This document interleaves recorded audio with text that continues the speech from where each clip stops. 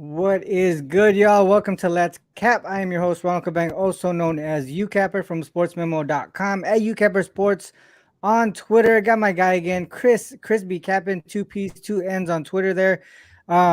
Chris, no show yesterday, no basketball at all. Well, we did have some basketball, but not the NBA. Today, 13 game slate, but we were kind of talking right before the show, man. There's a whole bunch of games that are pretty meaningless. So kind of didn't want to go through the whole slate.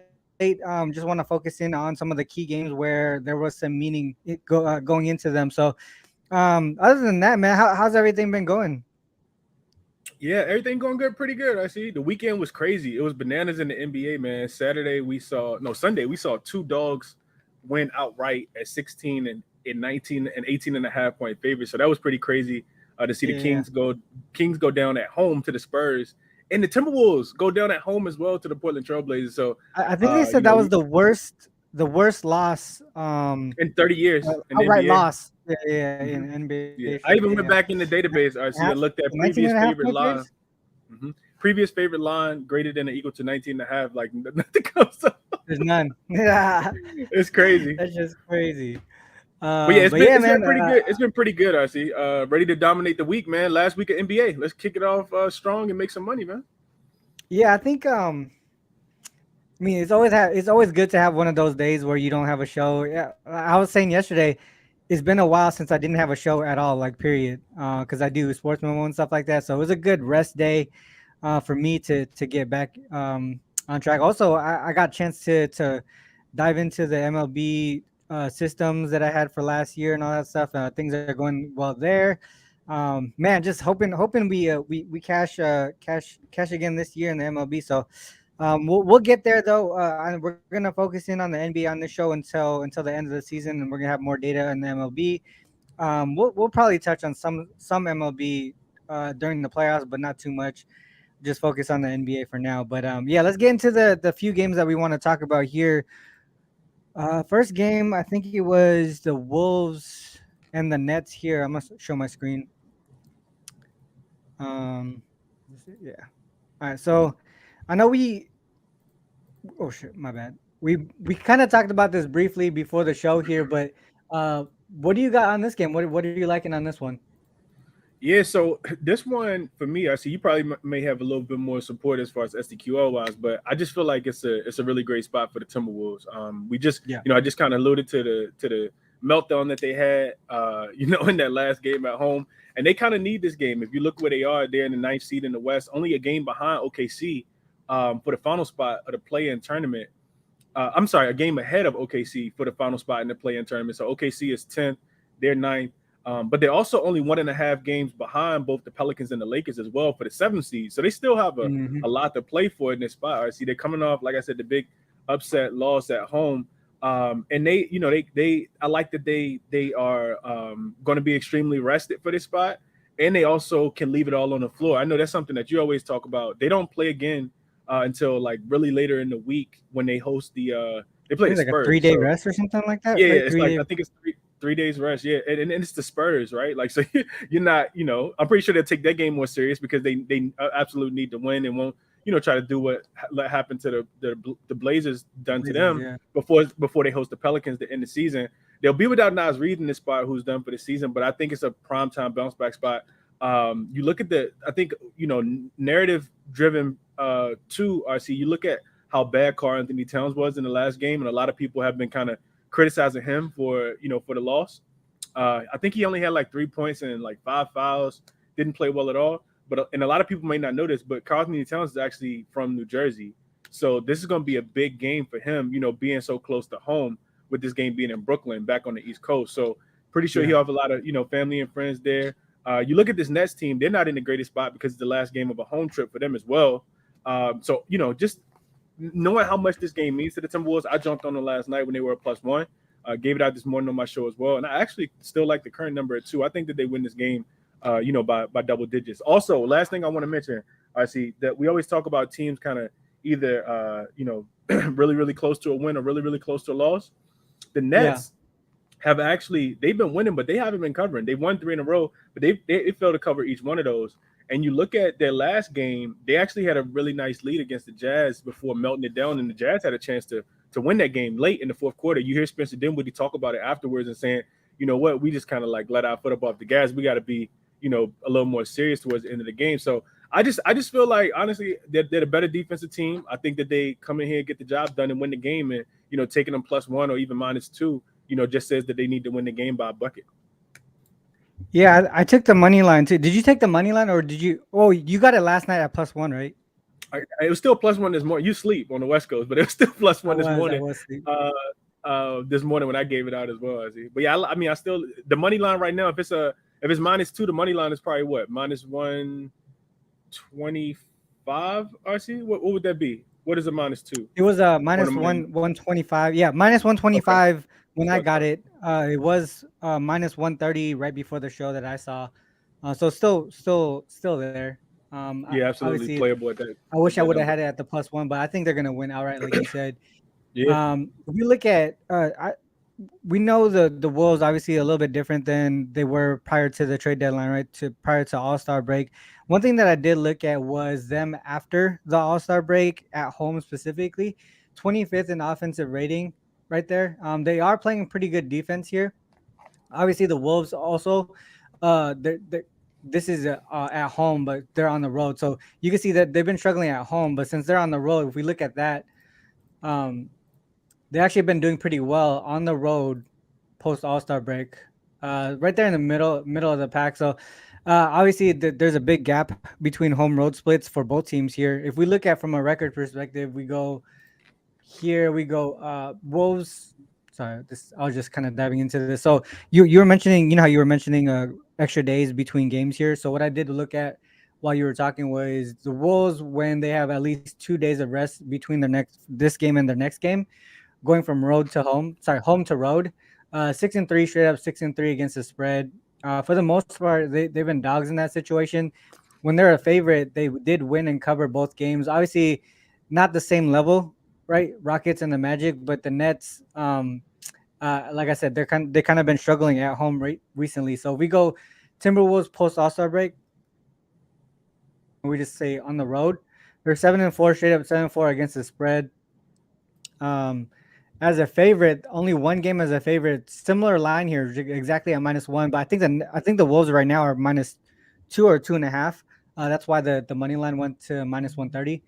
But they did win and cover that game against the Lakers. I think post All Star break, if we compare like teams, Nets and Lakers, I would say they would be around the same level of competition in my book. I think the Lakers are probably a little bit better based on like how they've been doing recently.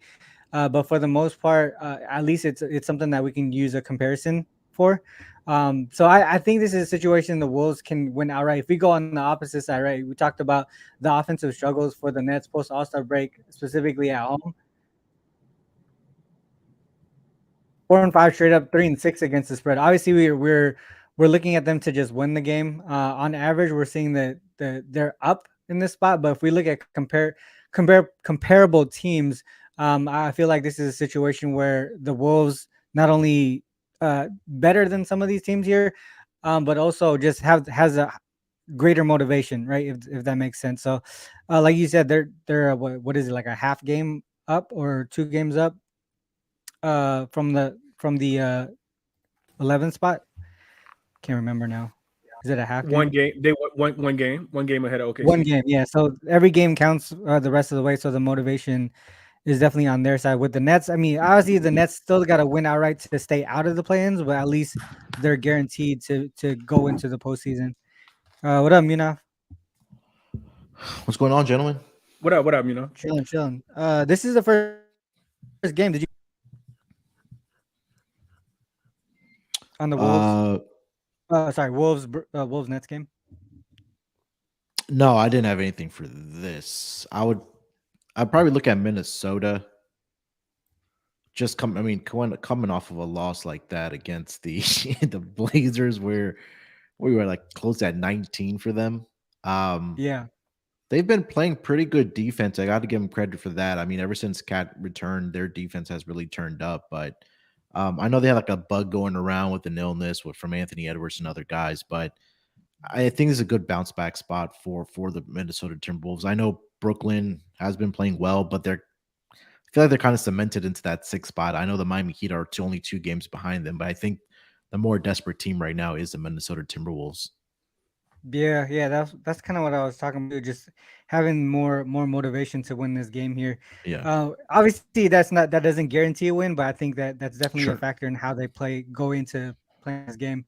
The other thing to mention, I talked about their offense post All Star break, but also in that situation where it's the last game of a homestand before they go on the road, 6-2 to the under, and you can see that their sorry their team total under here for the most part.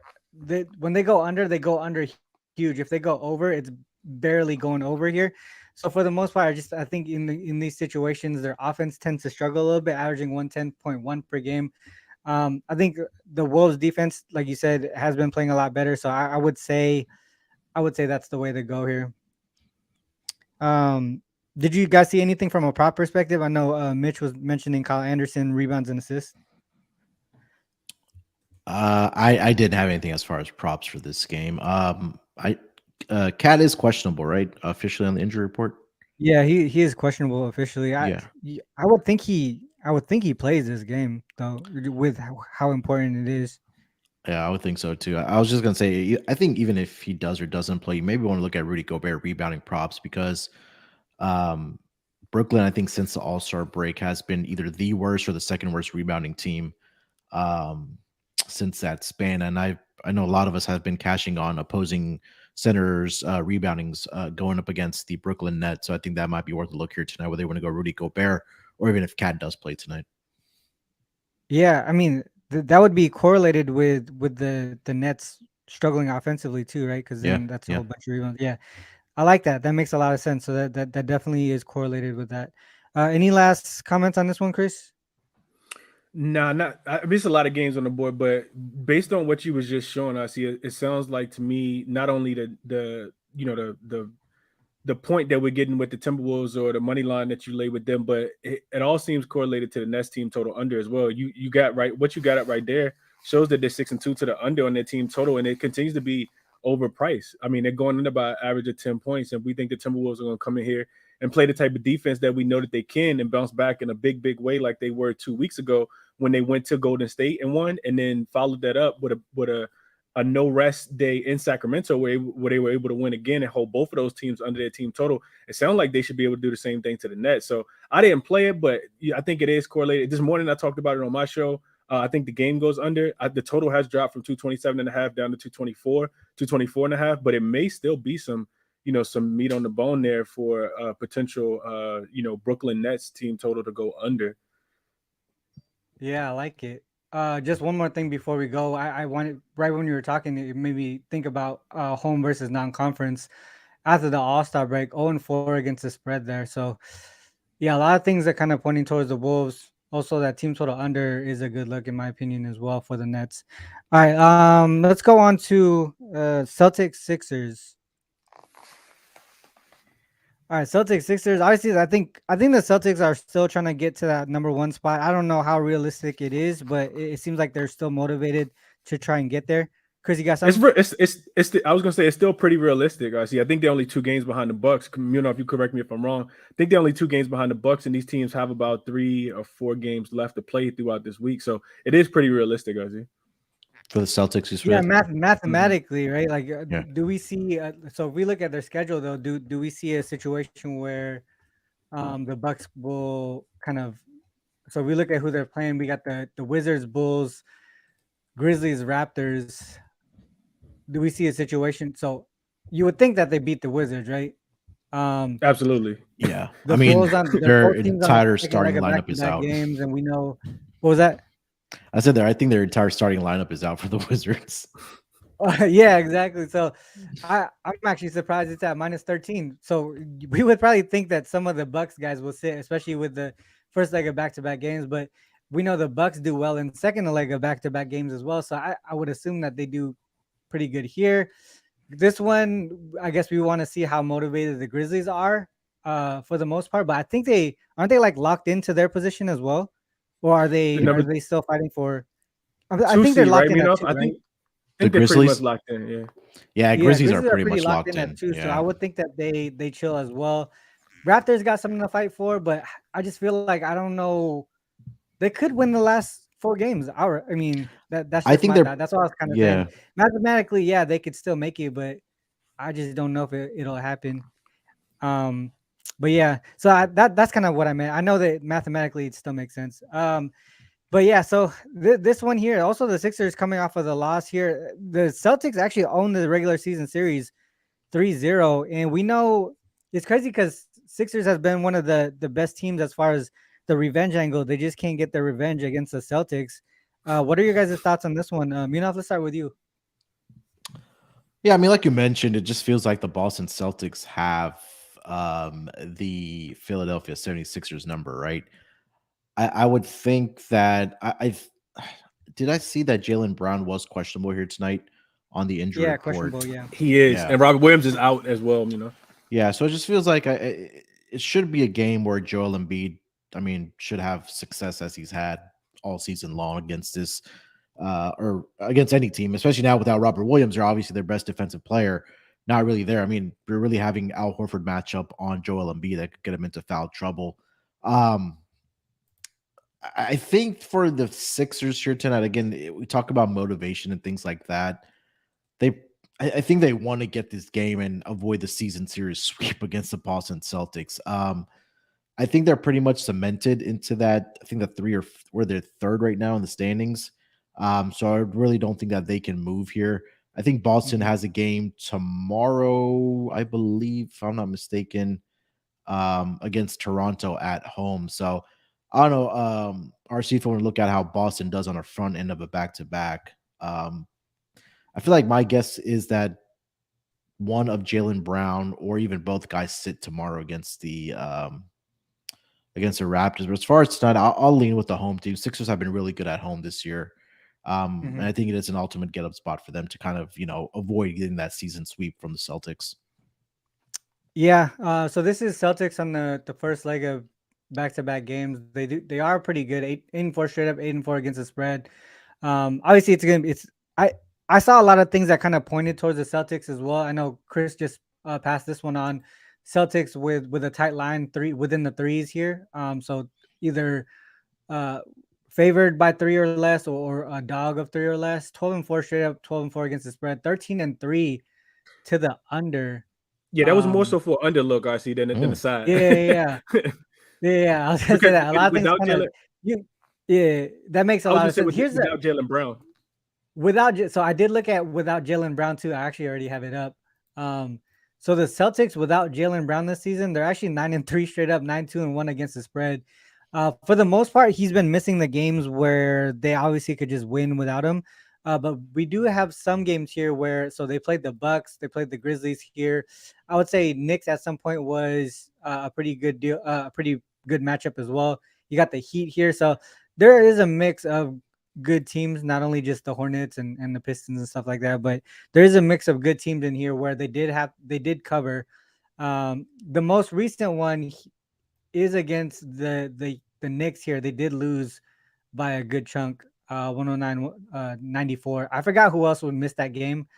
Um, but yeah, so it seems like they do cover without Jalen Brown. I think it's more situational, right? Just picking and choosing Yeah. when to sit their key players out. Um, but for the most part, like a lot, like I said, a lot of things kind of pointed towards the Celtics side. But I think the Sixers, I just like you said, I like the Sixers at home. I know Yeah. the Celtics do have the 3-0 advantage here in the regular season, but Sixers as in that revenge angle is pretty strong as well. Um, do you guys see any props to look at if Brown actually sits out? Will we just focus in on Tatum, or are we gonna Yeah. focus in on some of the other guys? I think you should probably just have to look at Tatum. I mean, if you just look at the pure shot volume that he gets up when Jalen Brown's not in the lineup, um, it's pretty significant. I hate to go chalky, but I think that Joel Embiid should have a big night. Tyrese Maxey has been really good. I think over his last 3 to 4 games, where I think he scored 20+ points. Harden, I don't trust him scoring, maybe distributing the basketball, where he's probably just going to be feeding Joel Embiid all night. If you want to look at Mhm. Harden assists, but I really do like the Maxi angle on the points here tonight. Anything on your side, Chris? Nah, nothing at all. This wasn't a game I really looked in too much into. I would lean with you guys as well. I think not having Robert Williams makes a big deal for them. And the Celtics are the best version of themselves when they do have Robert Williams. And I don't like that it's the first leg of a back to back as well.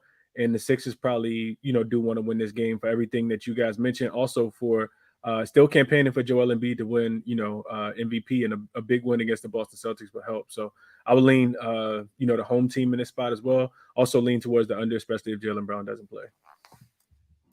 Yeah. This is that revenge angle that I was talking about, the Sixers as home favorites in that revenge angle. 10-1 straight up, 10-1 against the spread. So a lot of competing trends. But again, I think I still would lean the Sixers in this situation specifically, just on the matchup perspective. All right, let's go on to the next game. Kings Pelicans was the next one that I had on the list. Chris, what you got? Anything? I think you got something on this one, if I remember correctly. Yeah, the total. See, I think it's gonna be a highly contested game. I know that the spread moved in favor of the Pelicans. I wanted to get there with the Pelicans, but number kind of got away from me too quick because I saw it did open at the Pelicans -2. And now I think that lines up to maybe 3.5 or 4 now. So I don't like it as much with them having to win by multiple possessions. But I looked at the total in this one. I see on the Kings side, we know that they play little defense, little resistance throughout the entirety of the season. Even when they have a good game, I think it's pretty apparent that they don't hang their hats on the defensive end, which is why you see teams constantly come in there and even give them problems. Like that's how you lose as a 16-point favorite because you don't play defense. And you see Mike Brown, talk about it repeatedly as well. He did come out again in the media after the loss on Sunday as a 16-point home favorite in the loss, and say that he was getting pretty tired of their soft defense. So I think that they try to bring it on the defensive end. We also know that the Kings offense just doesn't play as well on the road. I got the Kings as 13-5 to the under as road dogs this season. If the total is 237 or higher, and I think it's 236 right now. It did drop a little bit, but I gave this one out this morning at 237.5, which was the highest number. So 13-5 to the under as road dogs this season. If the total is 237 or higher, 7-2 to the under. Also 5-1 to the under when they're road dogs facing a team that they've previously beaten. With the only over actually happening in that overtime game, the double overtime game with the Clippers. And they also, if you add in that they're road dogs on the first leg of a back-to-back, hasn't happened that many times, but they're 3-0 to the under in that spot as well. So some big support for the Kings side of things. We know that the Pelicans on the opposite side have been the best defensive team throughout the second half of the season, and really kind of picked it up. I got them, the Pelicans, 12-3 to the under at home when the total was 230 or higher this season, staying under by an average of 14 points. And then I had one more creator that I want to send you that I found as well, just kind of playing around with the database, I think last night when I was capping this game. So I'll share this with you as well. Drop this in the chat. And those are all the reasons why I'm on the under in this spot. And I would still play it right now at the current number as well. Did it go down from open? I got it at 237.5 last night. And this morning it was still 237.5. And I think it's down to 236. 236. Yeah, it didn't go down too much. I think it's hard for the books to move it too much lower with it being the Kings, but a lot of things that you said make sense. I think you obviously the Pelicans defense, right? Is this the one that you just sent? No. It's one since last year where you get a home fit. Well, yeah, you can read it. I see. 9-2. So we're looking at games past 75 in the regular season. Rest so they're not on the second leg of back-to-back games. It's a conference game, so both teams not on the second leg of back-to-back games. And then we're looking at the home favorite, and the team has a winning percentage less than their opponent. Oh, man, it's 3 games today. So late in the season. Facing a team that has a worse record than you, but you're the home favorite, and both teams are rested in a conference game that's in the regular season as well. I like it. The way, so the other thing that I was looking at was the team total under. I was just looking at. Oh, here it is. Was this it? Nope. Fuck, I just had it. Now I moved. Oh yeah. So this one that you brought up earlier, Chris, that Pelicans. Fuck, where did it go? Kings. All right, Kings as road dogs with a total of 235 or greater, right? We're seeing that 8-3 to the under. If we look at the opponent team total, the Kings actually been playing pretty solid defense. Obviously, we got that double OT.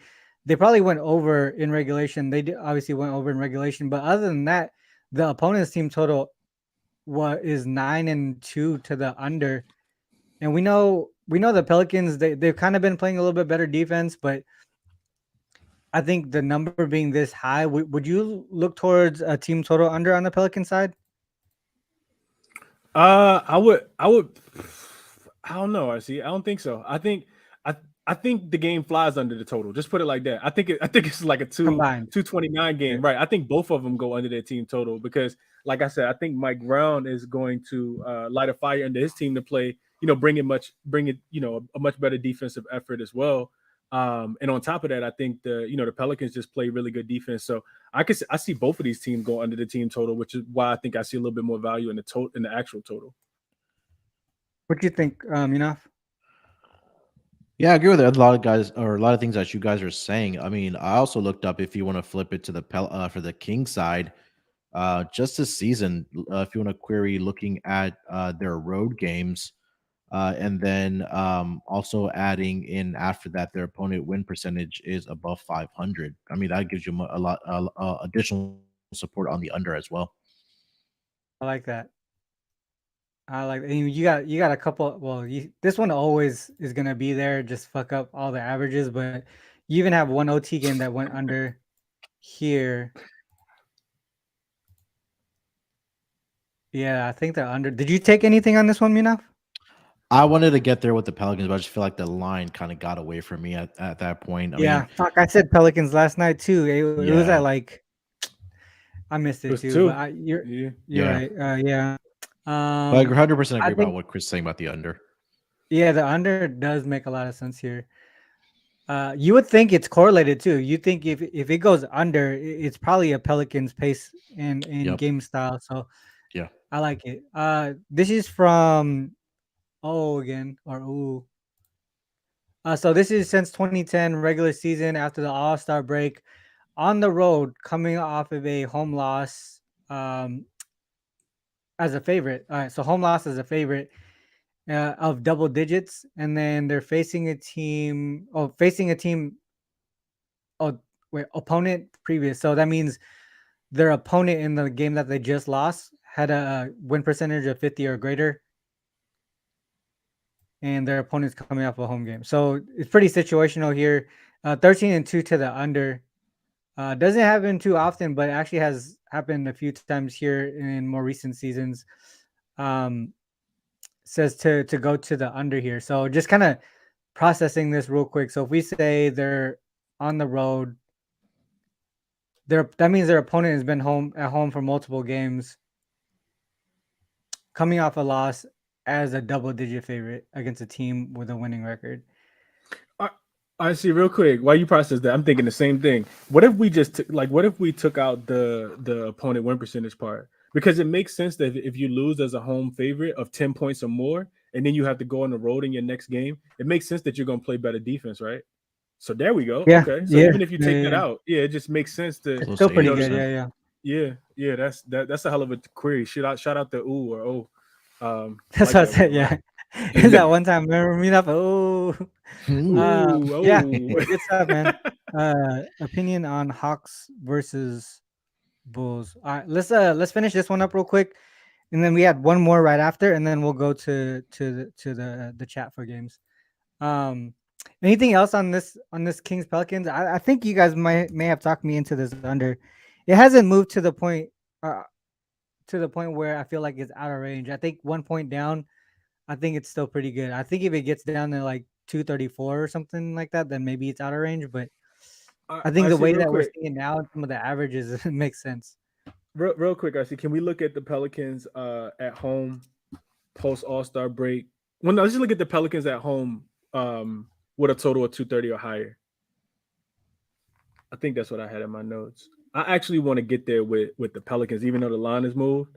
But Yeah. look, see, this is what I was talking about with the under, right? So Pelicans don't play hot, like they don't get totals this high, like on the road. I mean, at home, right? Hmm. And if you Yeah. go to the highest totals, RC, I think there's some correlation between if they do get a high total, they actually win those games.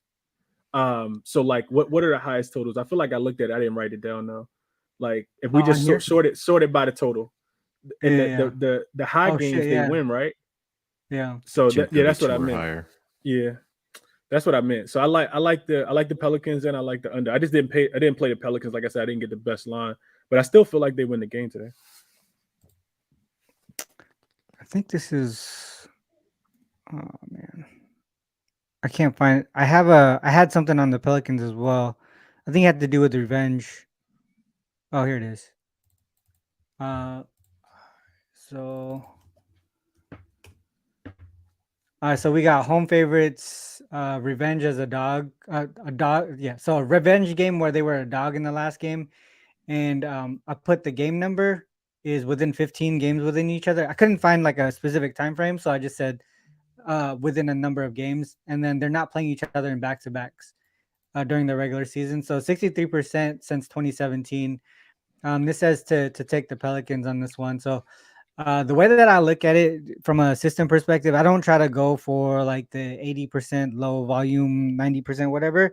For the most part, I just find systems that where I feel like there is some sort of advantage and then deep dive into them with the team trend. So that's kind of like how I run the system. So this is one that I looked at and kind of pointed towards the Pelicans yesterday. Obviously, it was a better line last night, but um, yeah, that would be the only way that I go. Do you feel like you're gonna get there, Chris, on the Pelican side? Maybe a live line, RC. Like I just don't want to lay the four, but I still feel like they could win the game by 2 buckets. I don't know. I think I'm in love with the under, which is why I played it, and I don't want to get Yeah, too greedy. Like I would hate to go 1-1 and instead of just going 1-0, but I do think that they win and cover. So if I can get a live line, maybe like a live money line or a live -1.5 or -2, then I'll probably jump on it because -2. I Yeah, do just plan on give watching this try to game. get back to the open number, It's the right? original line. Yeah, exactly. Yeah, yeah. Exactly. Any last comments on this one? Props or anything like that? No. No. Minov, All right. would you look at Valanciunas? I know he dominated them in the last game that they played. Yeah, I was Do you, looking at his rebounds. okay. Quickly, then we can move on. Then he did have, I think, I want to say it was 11 and a half last game, and he barely got there to 12. So right now, the current line is 11 and a half for his rebounds. He's gone over this number against the Kings in 1, 2, 3, 4, 5, 6, 7, 6 out of the last 7 games. And he went over, like I mentioned, the matchup earlier this month on March 6th. He had 12 rebounds in that game. So 11 and a He's been half, I killing think. that 11 and a half. Yeah, it's a He's sharp only number, gone I under think. once. Yeah. So if you want to get there with that, and Last then year. if it's not broken, don't try to fix it. BI points and assist or just his assist. All right, let's go on to the last game that I have on the list to talk about the Thunder and the Warriors. I know me and Chris kind of talked about this real briefly right before the show. Munaf, do you have anything on this one? Let's see if you're aligned here. Oh, Warriors. I'm only laughing, because there's no way you're gonna be aligned with me at RC. Just as a play that you would not take. I would probably look at Warriors in the first quarter. And just because the Thunder have just been really bad in the first quarter, I think over the last, I want to say 5 to 10 games. I'm gonna guess you guys are probably on the Thunder here. Under on the under. Thunder It team makes total sense. under. Thunder team Under. total under for me. Thunder team total under. Yeah, Thunder team total under for me. So I Yeah. I wanted If to this get was a there on road the game, I'd call Warriors you crazy. spread, but I just feel like what was that? I said this What'd was you say? on the road in OKC. I'd call you crazy, but at home, I'm not going to argue against it. Yeah. Well, all right, Chris. What do you think? All right, well, actually, I just because I have this up already. So if we look at Warriors at home post All-Star break, they've only allowed one team to go over their team total. That's one thing. Then the Thunder side, you go to post All-Star break on the road. Just basically the opposite here. Not looking at the records, but what they're doing, they've only gone over in one. They've only gotten over their team total in one game on the road post All Star break. So, just off of that quick thing combined, I that's the initial thought, right? Was just Thunder team total under, regardless of who wins, who covers. That's the way that I could look. But Chris, did you have anything else that supports this? Yeah, I got a lot to support it. But I'm not on the Thunder team total under, even though I do like your look, RC. I like it a lot. I played the full game under. So this morning, interestingly enough, when I do my show in the morning, it's 7 a.m. So it's 4 o'clock your time, RC. So I know you sleep, but actually lines actually come available like while my show is going on. It's pretty interesting stuff. So last night I saw the total at 242. And while I was doing my show, it actually got bet all the way up to 244, and I was doing this live so people can go back and watch my morning show. And I was like, I'm taking the total at 244 as long as it doesn't continue to go up. I'm gonna get the best number, and then I'm gonna take it to go under. So I like this game to go under. I see. So few different reasons. First, start off with the quote from Steph. Steph came out and said that, quote, there's a sense of urgency with these last three games, and not only just the wins, but the vibe you create going into the playoffs, going into a playoff series. That does matter, is the quote from Steph. So to me, that tells me that they are going to be, a little bit more focused on the defensive end. You just brought up, both trends that kind of back the situation. RC Thunder 7-4 to the under in road games post All-Star break. They're staying under by average of 8.5 points in those games as well. And you look at the Warriors, we like said, they typically go over on the road, but at home they're really good defensive teams as well. They're 7-3, well 8-3 to the under, 7-3 when they're home favorites to the under, and those games are staying under by average of 12 points as well. So I think we see defense in this spot. I also ran this. This was a system that I had on the. I just put it in the chat. Honestly, it was a system that I had on the under between the Bucks and the 76ers on Sunday, and it's active again today. 14-4-1 spot to the under, and I think that this game plays into that system pretty well also. So I did play the under at 244, and I played it again at 242 as well on another sportsbook. So just processing this. So revenge within a month, right? Yeah, revenge within a month. I just opened the time frame up just a tad bit. Mm-hmm. Gotcha. And then after the All-Star break, now they're the home favorite. Conference game, and then line is less, so they're favored by more than they were in the first game. Makes sense. They would focus in on the defense, right? Averaging 104.9. Well, I mean, that's well below the 117.5. Anything else on this game here? I think I also got a kind of nod from a query perspective that they got Gary Payton the second back in this lineup. Ever since he came back, I mean, that he just automatically turned into their best defensive player, like no questions asked, right?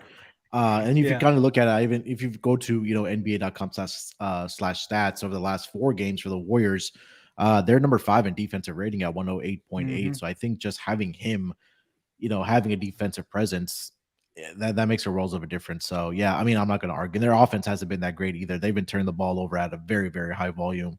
Have the Warriors, but yeah, I mean, just having him, I think, I think Chris mentioned about Steph coming out and saying the urgency, and they really should pride themselves on defense. I know they missed they are going to get Andrew Wiggins back here fairly soon. So so just I know it's just an eye test for me. I agree about the under as well. I can't argue against that. I think I'm playing it again now. I see. Whenever I can get Munaf to agree with an under, that's when you got to hammer. So I'm playing it again probably. Yeah, I'm with you. I'm with you guys there. I think so. I only took the team total under, but I'll probably get there with the full game under as well. Oh shit, wrong game. The other thing too, right before the show, me and Chris was talking about how Warriors is one of those organizations. They have a ton of experience compared to the Thunder, and they know when to peak. Right, they know to peak right at the time to get into the playoffs. And I think this is a situation where they're going to close out the rest of the regular season with or without Wiggins. Obviously, they're probably going to want to have at least Wiggins play 1 or 2 of the last games here, right? Just to get in there, to get his legs under him. But for the most part, they're that organization that's super professional. They know when to peak, and this is the time to peak going into the playoffs. So I wouldn't be able to talk anyone off of the Warriors actually covering the spread as well. That's the way that I would look at it. So we went through the 4 games that I listed that I felt like had some importance, right? And then we got a whole bunch of games that had no important, like just stupid lines and shit. So, did you guys have any other games that you guys wanted to talk about? I didn't have anything else as far as the games for tonight. A lot of double-digit spreads that I completely just crossed off the list Yeah, immediately. exactly. That's how I felt. But Chris, I did you think you have kind of anything went through else the ones other that than the ones matter. that we talked about?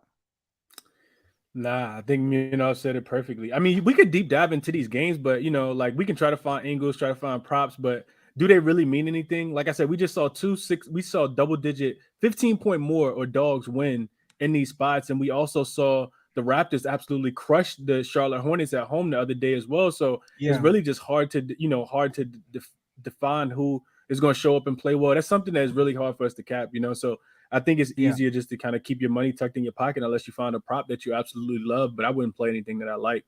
And not to say that yeah. there's not value out there, but that's how I kind of feel about the rest of the games, similar to what Munaf was kind of saying. I do think RC that Atlanta having Trae Young ruled out since the show started is going to be interesting between Atlanta and Chicago for sure. Like that'll be an Yeah, interesting that's game. that was the only one that I saw in the chat that people someone wanted to look at. So let's just do that one and then we can call it a day. Yeah, So the Cleveland Hawks and the Orlando Bulls, also has some meaning as well, RC. But I know we didn't touch on that one. Cleveland Orlando, because if Cleveland Cleveland Orlando, yeah. loses, yeah, Cleveland Orlando does have some meaning. But I mean, not that we have to touch on it, but most of the other ones, like you guys said, they mean nothing. Did you guys? So we'll just look at this one here, the Hawks and the Bulls. Did you guys have any looks on this one? So I'm just gonna pull up Trae Young while you guys talk. I was just leaning Chicago. They've just been playing really good basketball. Atlanta, I talked about this on my pod with Trae Young. I mean, is he just having a bad season or is he hurt? I mean, we can't really tell because he's having a really bad shooting season for the Atlanta Hawks. But without Trae Young in there, now you're going to pick, say, defensive team in the Bulls that has Alex Caruso, that has Pat Bev out there now, right? They can really try to contain DeJounte Murray and then make somebody else try to beat them. But for me, I dropped this in the chat this morning. I felt like I did like the Bulls. I did pull the plug on them for half a unit before the trade news. So, CLV, you know how that goes in the NBA. But I did like the Bulls in the spot. I think they're playing some really good basketball. All right, so if I just look at the Hawks here without Trae Young, they are 2-5 straight up, 4-3 against the spread. Oops.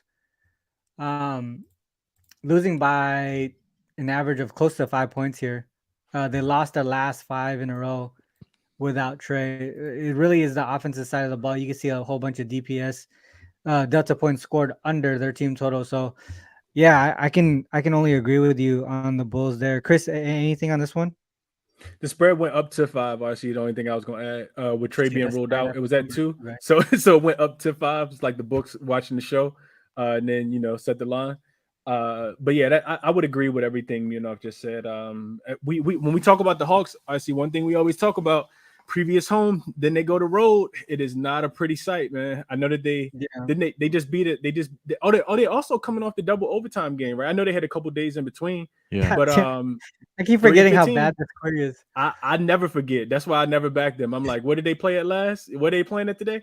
Yeah. So also double overtime game versus the Mavs. That's even more of a reason to look towards the Bulls. The Bulls have been playing well as a dog and in tight games, but do we really want to trust them to lay 5? I think so. I think Zach LaVine and the boys really have to concentrate on make sure they get this win because they may not win tomorrow, depending on what version of the Bucks they see. So I do think that they win this game, and probably got some positive CLV. Well, he definitely got positive CLV, but hopefully it goes in his favor. I'm knocking on wood for you, And the flip side of it, right?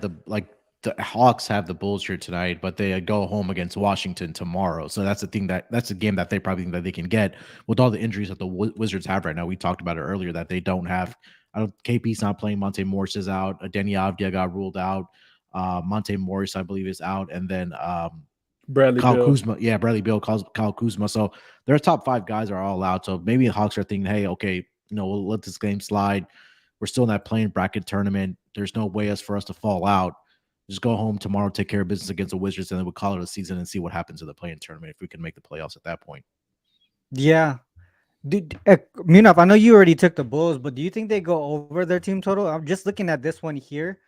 My bad. So if we look at that travel situation, right, from home to road, and specifically home win to a road game, they're giving up 125.3 per game. If we look at their opponents, they've gone over their team total in all but one.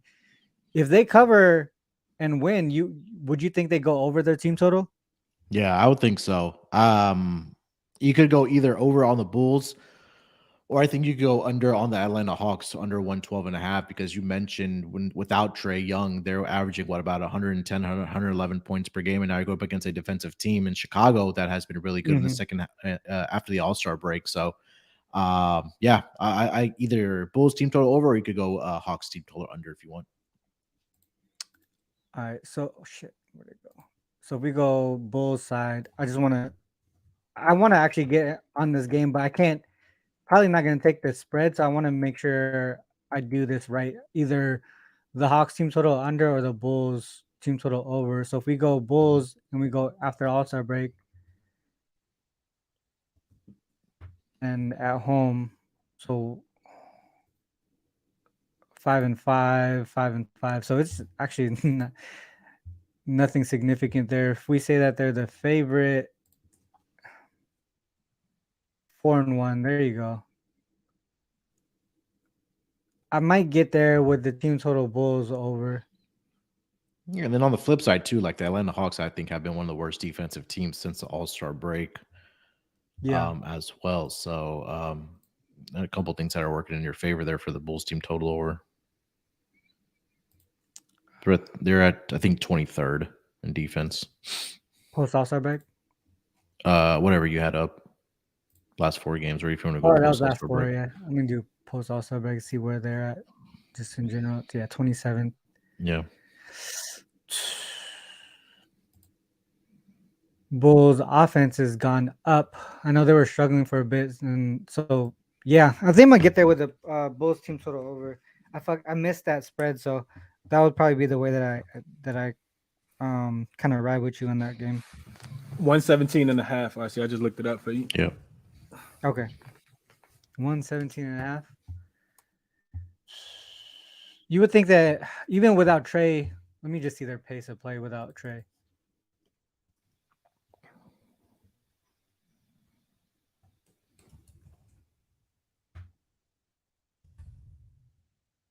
Shit.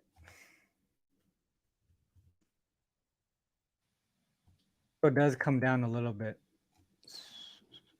Only 7 game sample size. I think I'm gonna still get there. All right. Anything else before we cut out, guys? You want to drop any? Shit, we'll do that in the last part. But any other games you guys want to talk about, or just go to the recap now? That's all I had. Unless Chris had anything else.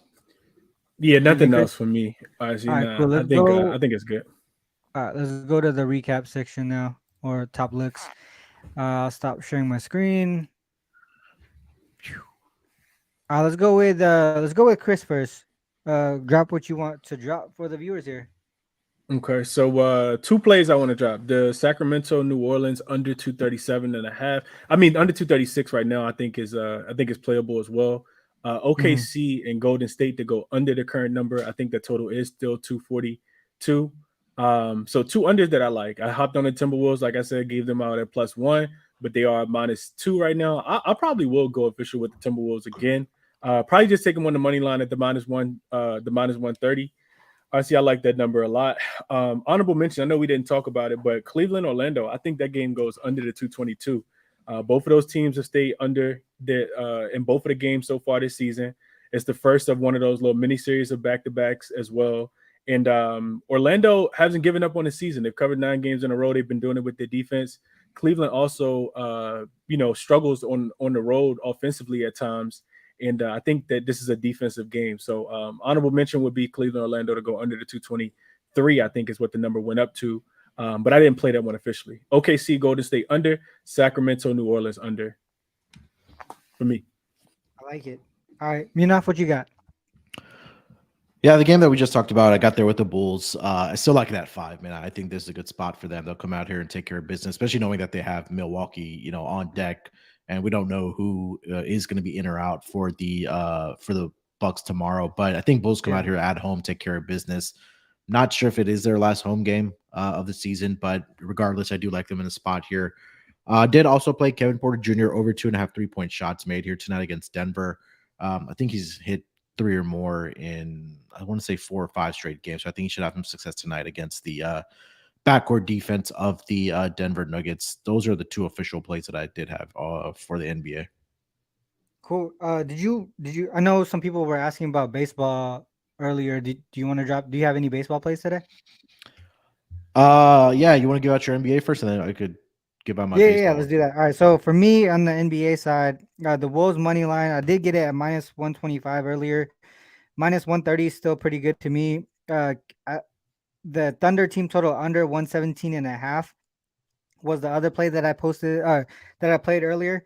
But the other ones that we talked about during the show here that I want to add here is the Pelicans Kings under, the Thunder Warriors probably the full game under, the Bulls team total over 117 and a half. I think that was it for those games.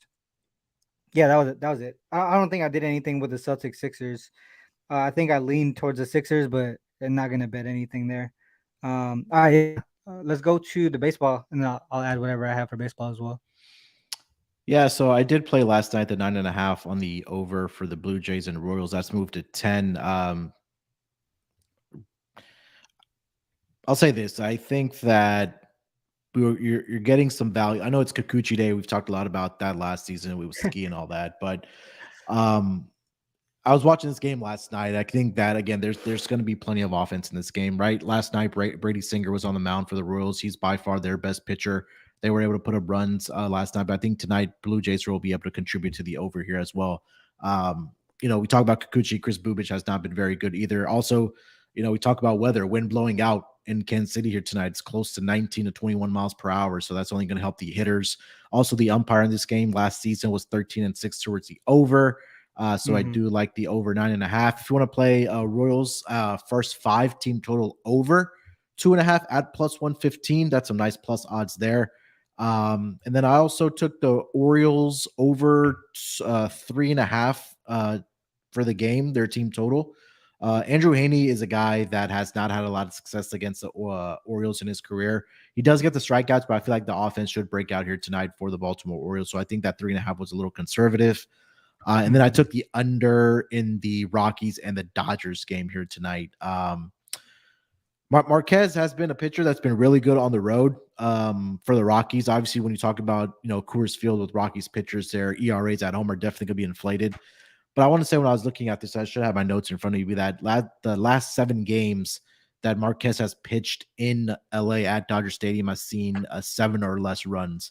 And then also the Dodgers have Julio Urias. They're probably their best pitcher on the mound here tonight. So I took the under 7.5 in that game. I remember we took Marquez the first game. Remember First that half, yeah. we backed them. And Yeah, he we won. we backed them. We won that one. Yeah. So for me, the baseball plays that I did take last night was the Padres and Diamondbacks under the 7.5. I think it's at 7 right now. Yep. Yeah, obviously they scored 9 runs combined yesterday. We got some good pitchers here tonight with Darvish and Gallen. The other one too that I was looking at as far as from the side perspective, I was actually looking at the Cubs to bounce back tonight. Yeah. Last season, Wisniewski, he only had, I think it was like 4 or 5 starts, but he did pretty well. He also did well during the spring training. So for me, I think there's a bounce back spot here for the Cubs. Those would be the 2 that I dropped from the baseball side. I had a whole bunch of like leans and stuff like that, but for the most part, I like those 2. I think there was one more. Hold on, I think there was Mets Brewers. Sorry, Mets Brewers under as well. I like under 8 on that one. Mets Brewers. I didn't get there yet with that game specifically, but I probably need to get there soon because uh I'm not sure if the lines move. I think I saw 7. No, it's not. Okay, it's still at 8. But I'll probably get there before the game starts. So that would be the other under. I know it's tough because of all the changes, the clock and everyone expecting a lot of runs, but I still want to focus in on these unders. I know the stolen base thing has been an issue as well of creating Yep. more runs. So I think we're hopefully we see that everyone kind of um not transition but like get accustomed to how everything goes with all the changes, and we start to see everything normalize. But we are seeing a little bit more runs, but I still do want to focus on the unders, because if you just look long term, the unders are more profitable than the overs in baseball. Yeah. We'll see if everything switches this year with the changes, but I'll just stick with what I know. I have 8 systems that I run in the MLB, and I just rock with those and don't do anything else really. Same thing with hockey. I have one hockey system, and it's probably been my most profitable sport all season long. I just place the bet and don't do anything else. Yeah. Sometimes that works. Sometimes it works that way. But yeah, other than that, guys, do I keep forgetting. I know you were doing a whole bunch of baseball shows to prep for the season, but do you guys have a daily show on Yeah. SGPN? Yeah. 4 o'clock. What time is that one? So 5 o'clock Eastern every single day. Just follow us at MLB SGPN, or it's the other way around, SGPN MLB. Uh, it's just good if you Google MLB, not Google, Twitter MLB Gambling Podcast. I'm usually on around 3 to 4 times a week. I won't be on today, but my guys are on there. It's been a pretty good start to the season for my picks, at least 5-1 so far. The picks that I've given out on the show. But yeah, we go at least Sunday through Friday. So yeah, definitely check us out. We're having a pretty good start to the season so far. Love it. Chris, anything else to promote here? Nah, I like the looks that you guys have, especially with Urias on the mound tonight. I think I might get there with that under 7.5 from, like that one a lot. All right. With that said, guys, this is the end of the show. Make sure you guys hit the like and subscribe button, and share the show if you can as well. With that said, I always have to end the show like this. Whether you fade us or follow us, it is on you guys to make that call. Good luck with all your action. Till next time. Peace.